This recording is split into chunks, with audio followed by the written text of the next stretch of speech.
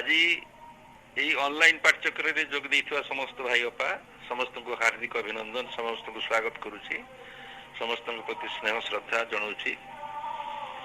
मु प्रथमे जून 22 तारिख मांकर प्रार्थना टिक अध्ययन करुछि तापर चैत्य शिक्षा विषय आलोचना करा जिवो। जहा हेबार कथा ता निश्चय हेबो, जहा करा जिबार कथा ता निश्चय करा हेबो।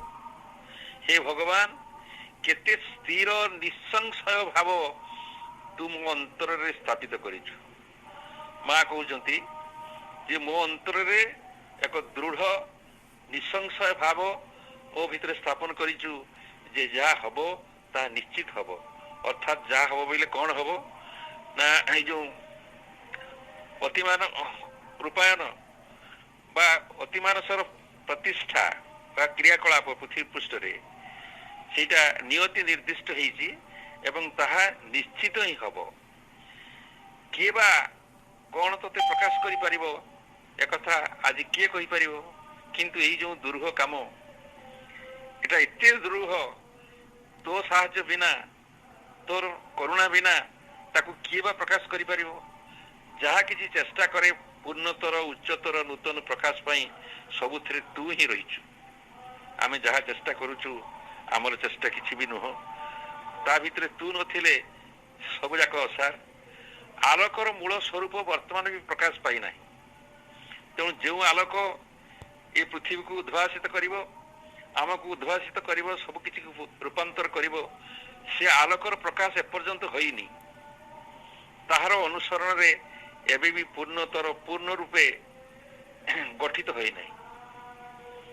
हे दिव्य प्रभु जा हेबार कथा ता निश्चय हेबो, किंतु ता हेबो जहा आमे माने आशा करू संभवतः ताठारु संपूर्ण भिन्न धरणर। जा हेबो ताहा जे आम इच्छा अनुसार आशा अनुसार हेबो ता नुहे, किंतु हेबो तोर इच्छा अनुसार। किंतु नीरव जो सब गुढ़ रहस्य जो सब को भाषा रे प्रकाश करा जिवो किपरि शक्ति आसीछि ता भितरे रहिछि आत्मा। एपर्यंत जो जो शक्ति पृथ्वी को उद्भासित करी आसी अग्रगति पथरे नहीं आसी से शक्ति मनुष्य भितर संकेंद्रित एवं तार जागरण निश्चित हबो। शक्ति आसीछि ता भितर रहिछि आत्मा। केतेबेले केउ ऊपर ताहा बाहर को फुटी उठिबो जेतेबेले तू मने करिबो आधार प्रस्तुत बोली। आधार प्रस्तुत हेई गले तोर करुणा आमान के भितरे से आलोक को प्रदीप्त करिबो। कि मधुर्यमय तोर ध्रुव सत्य कि सामर्थ्यपूर्ण तोर शांति। माँ अंतर दृढ़ आश्वासन रे भरी जाइछि, विश्वास रे भरी जाइछि। से कृतज्ञता जनाउछंती कि सामर्थ्यपूर्ण तोर शांति कि सामर्थ्यपूर्ण तोर ध्रुव सत्य। आज ध्यान प्रार्थना रे एतिକି थाउ।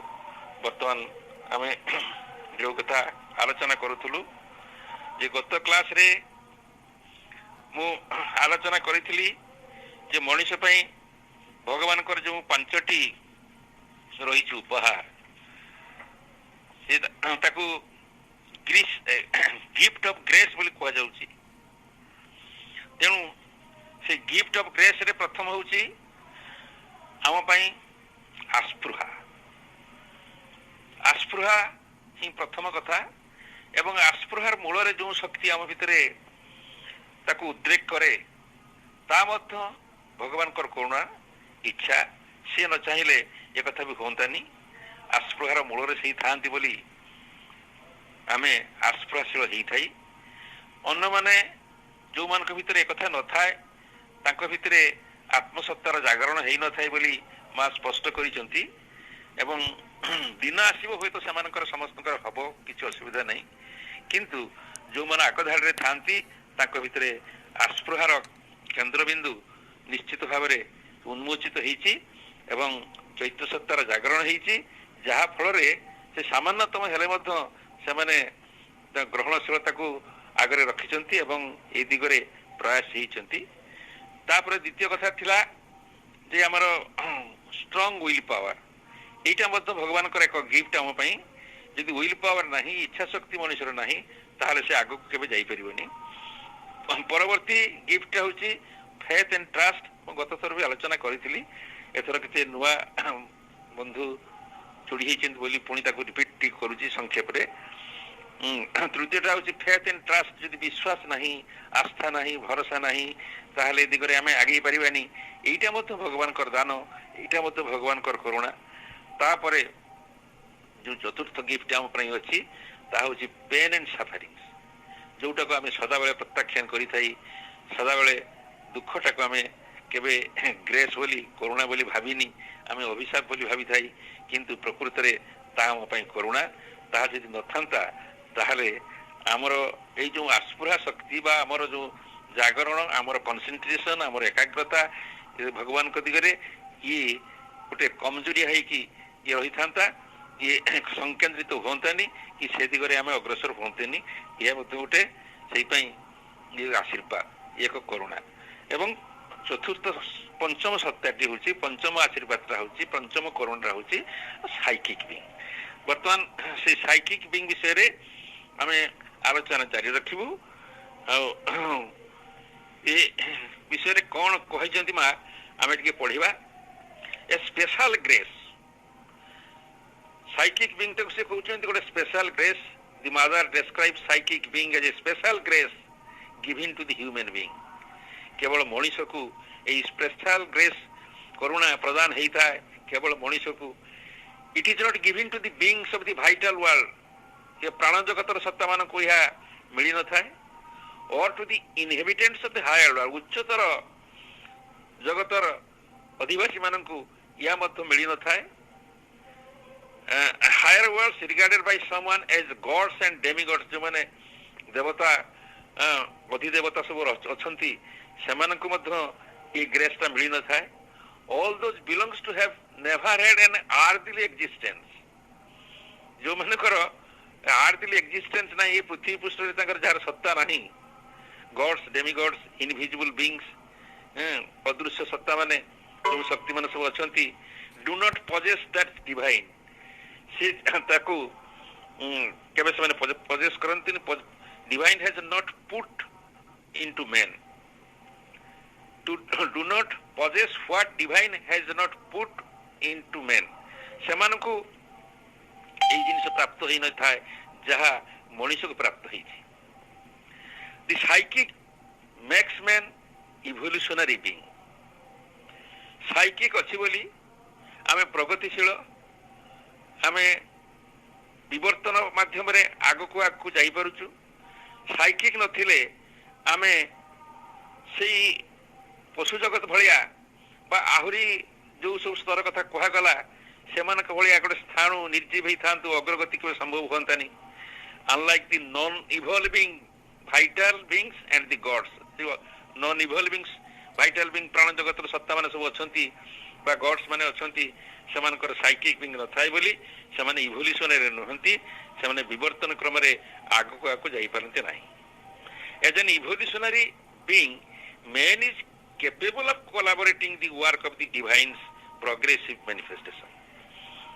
जेहेतु मनुष्य को विवर्तनशील प्राणी तेणु से सहयोग करि पारे भगवान कर ये कार्य रे आगो को आगो केमिति परिप्रकाश हबो भगवान कर दिव्य प्रकाश हबो से पई से केवल सेरा संभव ही पारे जेहेतु तांको भितरे ए चैत्य सत्तार प्रकाश थाए। If he fulfils the required condition जदि से निजे आवश्यक शर्त को पूर्ण करि थाए कौन से शर्त सरमाउंटिंग द ईगो जदि ईगो को से अतिक्रम कर जाई थाए man is nearer to the supreme than the gods are. केते बड़ कथा कह जाउची जे मनुष्य जते बेले ईगो को अतिक्रम जीवो ईगो को जय करि जीवो man is nearer to the supreme से परमंकर अति निकटतर हो जीवो देन द गॉड्स आर माने देवता माने भगवान कर निकट बोली आमे कहि थाई किंतु मां कहउचंती जते मनुष्य तार ईगो को अहंकार को जते से अतिक्रम करि जीवो सेते बेले he will become nearer to the supreme source of all arts for growth and perfection. As stated earlier आगुर जमती कहा जायछि all aspiration and will for progress originate in the psychic being।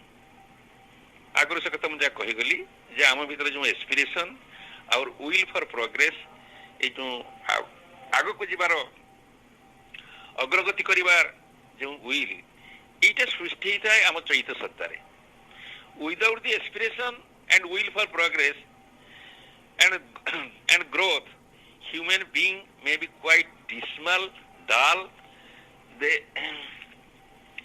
would have an altogether animal life जदि will for progress न रहिबो ताहले मनुष्यर जो अभिवृद्धि मनुष्यर जो अभियात्रा सेटा क्वाइट ग्लूमी से क्वाइट से कुछ एते खराब हो जिवो एते डाल gloomy डिस्माल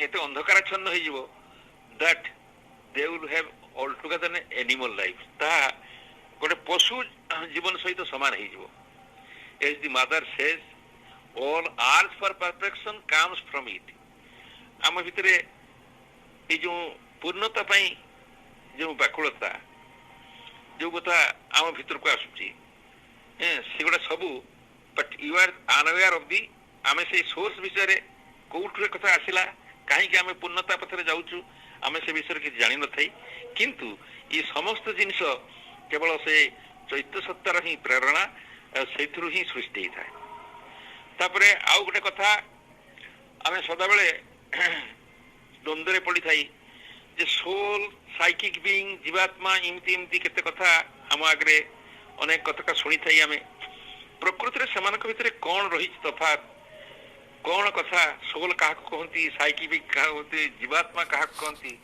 the concept soul psychic being and जीवात्मा आर क्लोजली रिलेटेड जदियो से घनिष्ठ भाव जड़ित तथापि आमर विशेष ज्ञान भितर कौन पार्थक्य रही निहाती जानिबा दरकार and needs to be distinguished from one another for a better understanding भल उत्तम बुझाणा आमको ये तीनटा कॉन्सेप्ट भल भाव बुझापी पड़ो the soul is the psychic essence जहाँ को आत्मा बोली कहूचे से चैत्य सत्तार निर्झास मूल सत्ता the spark of the divine consciousness Divya चेतनार से हूँ एक स्फुलिंग एक किरण एक स्फुलिंग spark of the divine consciousness which is present in everything and everything तेणु आम जो कही जे समस्त भितर भगवान अछंती ता माने समस्त भितर से spark T divine spark T समस्त भितर थाए The divine spark is one, universal. सेटा विश्वगत समस्त भीतर अच्छी सेम एवरीवेयर एंड एवरीथिंग समस्त भीतर सब जिनस भीतर सामान होगी थाए वन एंड इनफाइनाइट से एकक एवं असीम of the same kind in all समस्त भीतर एका प्रकार you cannot say that it is a being सेते बेले पर्यंत आमे ताकू बीइंग बोली कहि परिबा नाही पशुपक्षी गछलता भल मंद ये सब भितर जो भितर आम देखुचु जे कीट पतंग तरुतृण सकल घटे नारायण जो कहूचु से प्रेजेन्स टी रही कि बीइंग बोली कह जाई पारिबनी it is the being if you like ये आसला कथा जदि आम चाहिबा ताहले एक सत्ता ही कि आम आगे से बहाव not a being but not a being सेमानक भीतर जहाँ जहाँ अच्छी सेटा बीइंग है कि नहीं आमे चाहिए केवल आम भीतर से बीइंग टी सृष्टि हम the soul puts on a progressive individual form which becomes a psychic being से जो सोल कथा कहगला जरा कि यूनिवर्सल समस्त भीतर अच्छी से अग्रगति रे एक व्यक्ति रूप धारण करे progressive individual form which becomes a psychic जोटा परवर्ती काल साइकिक बीइंग रे रूपायित हुए when evolution reaches the human stage जेते विवर्तनटा मनुष्य स्तर रे पहुंचला Shri Aurobindo puts it the psychic being is the spark growing into a fire सेते बेले से साइकिक बीइंग ता ताहा गोटे आलोक रे परिणत हला गोटे फ्लेम रे परिणत हला गोटे ज्योति रे परिणत हला the psychic being is the spark growing into a fire when the psychic being is fully formed, ଯେତେବେଳେ ପୂର୍ଣ୍ଣ ଭାବରେ ଗଠିତ ହେଇଗଲା and wholly awakened, ସମ୍ପୂର୍ଣ୍ଣ ଭାବରେ ଜାଗରିତ ହେଲା, it becomes a conscious seat of the soul. ଏହା ହେଇଯାଏ soulର ଏକ ଆବରଣ ବା ବାହ୍ୟ ରୂପ, becomes a conscious seat of the soul around which it is formed. ତେଣୁ ସେଇ ସୋଲର ଚାରିପାଖରେ ତାର ଏକ ଆବରଣ, ତାର ଏକ ପରିଚ୍ଛଦ ହିସାବରେ ଆମ ସାଇକିକ ବିଙ୍ଗ ଗୋଟେ ଫ୍ଲେମ୍ ହେଇକି ଜାଗି ଉଠେ। ସେ କହନ୍ତି I wake into the sudden blaze of God. ମୁଁ ହଠାତ୍ ଯେତେବେଳେ ସଚେତନ ହୁଏ ମୋ ଭିତରେ ସେ ଜ୍ୟୋତି, ସେ ଆଲୋକଟା ଜାଗ୍ରତ ହେଇ ଉଠେ। Since the soul and the psychic being always coexist, ଯେହେତୁ soul ଏବଂ psychic beings ସଦାବେଳେ ପାଖାପାଖି ରହିଥାନ୍ତି in human beings and constitute a single entity, ସେମାନେ ଗୋଟିଏ ଏଣ୍ଟିଟି ହେଇକି ଗୋଟିଏ ସତ୍ତା ହେଇକି ଥାନ୍ତି। The term soul and psychic are used interchangeably. ଆମେ ବହୁତ ସମୟରେ soul ପରିବର୍ତ୍ତେ psychic କହିଥାଇ, ଅନ୍ତରାତ୍ମା ଯାହା ଚୈତନ୍ୟ ବି ସେୟା, କିନ୍ତୁ ପ୍ରକୃତରେ soul ଯାହାକୁ ଆମେ କହୁଛେ ସେହା ସମସ୍ତଙ୍କ ଭିତରେ ଥାଇଥାଏ। କିନ୍ତୁ ମଣିଷ ଭିତରେ ଯେତେବେଳେ ମଣିଷ ଚାହେଁ, ମଣିଷ ଯେତେବେଳେ ଜାଗ୍ରତ ହୁଏ, ଯେତେବେଳେ ତାପରେ ସେ କରୁଣା ବର୍ଷେ ଏବଂ ସେତେବେଳେ ତା ଭିତରେ ସେ ଚୈତ୍ୟ ସତ୍ତାର ଜାଗରଣ ହୁଏ ଏବଂ ସେ ଇଭଲ୍ୟୁସନ ଧାରାରେ ଆଗକୁ ପାଦ ପକେଇ ଚାଲେ। are used interchangeably in referring to the innermost part of the human being. The Jivatman, like the psychic being, is an individual being, but whereas the psychic being is a terrestrial formation which comes into existence as a result of evolution on the earth, Jivatma exists prior to evolution. ଏଠି ଆଉ ଗୋଟେ କଥା ଆସିଲା, ଜୀବାତ୍ମା ବୋଲି ଆମେ ଆଉ ଗୋଟେ ଧାରଣା ଥାଏ ଜୀବ ମାନଙ୍କର ଥିବା ଆତ୍ମା ଜୀବାତ୍ମା, କିନ୍ତୁ ସେପରି କଥା ନୁହେଁ। ଜୀବାତ୍ମା ସେ ପ୍ରାୟର ଟୁ ଇଭଲ୍ୟୁସନ, ମାନେ ବିବର୍ତ୍ତନର ବହୁ ପୂର୍ବରୁ ସେ ରହିଛି ଏବଂ ଇଟ୍ ଇଜ ଅନବର୍ନ, ସେ ଅଜନ୍ମା, ଆଉଟସାଇଡ ଦି ମ୍ୟାନିଫେଷ୍ଟେସନ। ଇଏ ମ୍ୟାନିଫେଷ୍ଟେସନ, ଏ ପ୍ରକାଶର, ଏ ଅଭିବ୍ୟକ୍ତିର ବହୁ ଉର୍ଦ୍ଧ୍ୱରେ, ବହୁ ବାହାରେ ସିଏ। The psychic being is a projection of the ଜୀବାତ୍ମା। ତେଣୁ ସାଇକିକ ବିଙ୍ଗ ସେଥିରୁ ଏକ ପ୍ରୋଜେକ୍ସନ, ଏକ ପ୍ରତିଫଳନ। Psychic being is a projection of the ଜୀବାତ୍ମା into the manifestation and takes birth on earth. ତେଣୁ ସିଏ এই ପୃଥିବୀ ପୃଷ୍ଠରେ ଜନ୍ମ ଗ୍ରହଣ କରେ as a delegate of the divine, ଭଗବାନଙ୍କର ଏକ ପ୍ରତିନିଧି ରୂପରେ, ଏକ ଦୂତ ରୂପରେ, ଏକ ପ୍ରତିନିଧି, ଡେଲିଗେଟ୍ ଅଫ ଦି ଡିଭାଇନ ହିସାବରେ ସେ ଜନ୍ମ ଗ୍ରହଣ କରେ ପୃଥିବୀ ଉପରେ। ଟୁ awaken matter, ଉଦ୍ଦେଶ୍ୟ କ'ଣ ନା ଟୁ ମ୍ୟାଟରକୁ, ଜଡ଼କୁ ଜାଗ୍ରତ କରିବା ପାଇଁ। To awaken matter out of inertia. ଜଡ଼ ଥିଲା ଗୋଟେ ଇନର୍ସିଆ ଭିତରେ, ଗୋଟେ ସୁପ୍ତ ଅବସ୍ଥାରେ, ନିଦ୍ରିତ ଅବସ୍ଥାରେ ଥିଲା ଏବଂ ତା ଭିତରେ ଜୀବନ ସଞ୍ଚାର ହେଇକି ଯେତେବେଳେ ଏଇ ଷ୍ଟେଜକୁ ଆସି ପହଞ୍ଚିଲା ମଣିଷ ଭିତରେ, ସେତେବେଳେ ତାକୁ ଆଗକୁ ଅଗ୍ରସର କରିବା ପାଇଁ, ତାର ନିଦ ଭଙ୍ଗେଇବା ପାଇଁ awaken to matter inertia so that it takes a path back to the divine. ତେଣୁ ସେ ହିଁ ସେ ନିଜକୁ ନେଇଯିବ ଡିଭାଇନ ପାଖକୁ। ତେଣୁ ଯୋଉ କଥା କୁହାଯାଇଛି ଯେ ଚୈତ୍ୟ ସତ୍ତା ହିଁ ଏକମାତ୍ର ମାଧ୍ୟମ ଯାହା ପରମଙ୍କ ସହିତ ଆମକୁ ଯୋଡ଼ି ପାରିବ, ପରମଙ୍କ ସହିତ ମିଶେଇ ପାରିବ, ପରମଙ୍କୁ ପ୍ରାପ୍ତ କରାଇ ପାରିବ ଏବଂ ସେ ହେଉଛି ଆମର ସେଇ ଲିଙ୍କ, ଆମ ଶରୀର ଆଉ ପରମଙ୍କ ସହିତ ଯେଉଁ ଯୋଗସୂତ୍ର ସ୍ଥାପନ କରିବାର ମାଧ୍ୟମ, ତାହା ହେଉଛି ଆମ ଚୈତ୍ୟ ସତ୍ତା। ଏ କଥା ସେଇଠି ପ୍ରକାଶ କରାଯାଉଛି। To awaken matter out of the inertia so that it takes the path back to the divine. ପୁଣି ଫେରି ଯିବା ପାଇଁ ସେଇ ହିଁ ଏକମାତ୍ର ମାଧ୍ୟମ। ଯେ ଜୀବାତ୍ମା ଇଜ ଇମ୍ୟୁଟେବଲ, ଜୀବାତ୍ମା ଯାହାକୁ କହୁଛି ସେ ସ୍ୱୟଂ ସମ୍ପୂର୍ଣ୍ଣ, and so does not evolve. ତେଣୁ ତାଙ୍କର ଇଭଲ୍ୟୁସନ ନାହିଁ, ଜୀବାତ୍ମାର ଇଭଲ୍ୟୁସନ ନାହିଁ। It is identified with the divine. ସେ ଡିଭାଇନ ସହିତ ତଦାତ୍ମ ହିଁ, ଏକାତ୍ମ ହିଁ ସଦାବେଳେ ରହିଥାନ୍ତି and remains identified with the divine and does not change. ତାଙ୍କର କିଛି ପରିବର୍ତ୍ତନ ନଥାଏ। On the other hand, ପକ୍ଷାନ୍ତରେ the psychic being is taking birth on earth. ଚୈତ୍ୟ ସତ୍ତା बारंबार पृथ्वी पृष्ठ रे जन्म ग्रहण करुछि loses its identity with the divine यार परिचयटा से हजै बसछि डिवाइन संगरे becomes identified with the body vital and the mental से जदियो तांकर प्रतिफलन किंतु से बर्तन कौन होइछि ना हमर शरीर आम प्राण आउ मन सहित एते तदात्म होइछि एते भाबरे मिसि जाइछि जहा फल रे से ता पाखरु सेपरेट न कला पर्यंत अलगा न होला पर्यंत तार ग्रोथ हेई पारुनी it evolves growing progressively from life to life until it discovers its identity जे पर्यंत से आइडेंटिटी तार अभेद माने इच्छा प्रकाश न करूची ईश्वर के सहित मिसिया पई परम के सहित मिसिया पई से पर्यंत तार निद भांगुनी आ तार इवोल्यूशन मंथर धीर हो जाउची